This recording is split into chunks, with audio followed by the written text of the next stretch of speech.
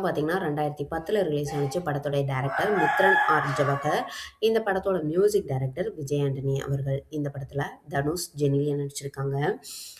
இவர் வந்து பார்த்தீங்கன்னா, தனுஷ் ஹீரோ வந்து ஒரு பெரிய குடும்பத்த சேர்ந்தவர் தான். நல்ல கூட்டு குடும்பமா வாழக்கூடிய அண்ணன் தம்பிங்கள்ல 2வது தம்பியா இருக்கக்கூடிய அ பாக்கியராஜ் அவர்களுடைய பையன் தான் தனுஷா வந்து இருப்பாரு. இவர் பார்த்தீங்கன்னா, நல்ல ஒரு எல்லாருக்கும் ஹெல்ப் பண்ற மாரி ஒரு மனப்பான்மை உள்ளவரு.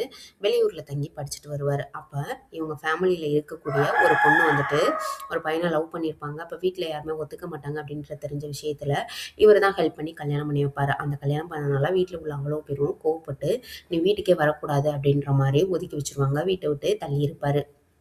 ஆனா, இவர் மேல பாசம்லாம் இருக்கும். ஆனாலும் இப்படி பண்ணியிருக்க கூடாது அப்படின்னு ஒரு தண்டனை குடுக்கணும்னு சொல்லி வெளியிலேயே இருக்க சொல்லிருவாங்க. இவரு வெளியூர்லயே தங்கிக்கிட்டு இருப்பாரு. அப்ப பார்த்தீங்கன்னா, இவருடைய ஃப்ரெண்டா இருக்கக்கூடிய ஒருத்தர் வந்துட்டு, என்னோட நான் லவ் பண்ற பொண்ணுக்கு வந்து கல்யாணம் நடக்க போது.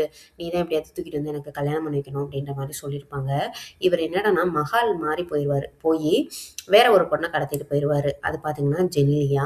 ஆனா, அவங்களுக்கும் கல்யாணத்துல விருப்பம் இல்ல அப்படின்ற ஒரு விஷயம் அவங்கள கடத்திட்டு வந்ததுக்கப்புறம் தெரியும். அவங்க வந்து சொல்லுவாங்க, என்னோட சொத்தெல்லாம் அபகரிக்கணும் அப்படின்னு சொல்லிட்டு, என்னோட மாமா 2 பேரும் சேர்ந்து, அவங்க பையன் யாருக்காவது ஒருத்தருக்கு கல்யாணம் பண்ணி வைக்கணும் அப்படின்னு சொல்லி, என்னைய ரொம்ப வற்புறுத்துனாங்க. நான் சொன்னாலும் கேட்கல. இப்போ கல்யாணத்துக்கும் ஏற்பாடு பண்ணிட்டாங்க. நல்ல வேளை என்னை கடத்தி கூட்டிட்டு வந்தீங்க. ரொம்ப நன்றி அப்படின்ற மாரி சொல்லுவாங்க.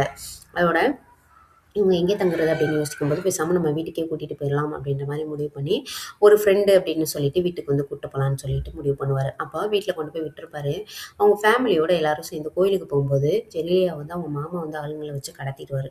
அப்ப அங்க அடைச்சு போட்டுருக்கனால, இவர் அந்த பொண்ண எப்படிதான் மீட்கிறது அப்படின்ற மாரி யோசிச்சுட்டு இருந்தவர் என்ன பண்ணுவாருன்னா, அவங்க வீட்ல அதாவது அவங்க மாமா வீட்ல வந்துட்டு, அ ஏகாம்பரம் அப்படின்ற பேர்ல விவேக் சார் வந்து இதுல வந்து இருக்காரு. அத பார்த்தீங்கன்னா, அவங்களுக்கு ஒரு கணக்கு பிள்ளையா இருப்பாரு அவங்க ஃபேமிலிக்கே.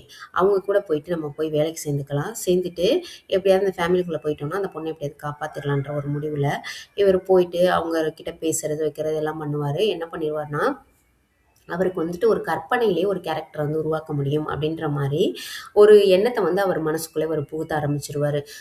உங்களுக்கு வந்து ஒரு பெரிய கோடீஸ்வரன தெரியுன்ற மாரியும், அவர் ஊர்லேருந்து வரப்போற மாரியும், இப்படிலாம் சொல்லி சொல்லி கதை சொல்லி, அவரையே நம்ப வச்சு, கடைசியில உண்மையிலேயே கோடீஸ்வரனுங்களா 2 பேரும் யாருன்னு பார்த்தீங்கன்னா, இவங்களோட அப்பா, சித்தப்பா, கூட இருக்கக்கூடிய சித்தி எல்லாரும் சேர்ந்து ஊருக்கு வந்து வருவாங்க. ஃபாரின்லேருந்து வர மாரி. வந்து இவங்க ஃபேமிலியோட வந்து பழக விட்டு, கடைசியில இவங்க பையன கல்யாணம் பண்ணிக்கிட்டா, நெறைய சொத்துக்கள் இவங்களுக்கு கிடைக்கும் அப்படின்ற மாரி இவங்கள புரிய வச்சு, இன்னொன்னு ஃபேமிலிக்குள்ள புருஷன் பொண்டாட்டினா எப்படி பேசிக்கணும், வச்சுக்கணும். ஏதோ வேலைக்காரி நடத்துற மாரி இவங்க ஃபேமிலி நடத்திட்டு இருப்பாங்க. யாருன்னா ஜெனிலியாவோட மாமா வீட்ல. ச்சீ வா போ" அந்த மாரி பேசுறது, வைக்கிறது.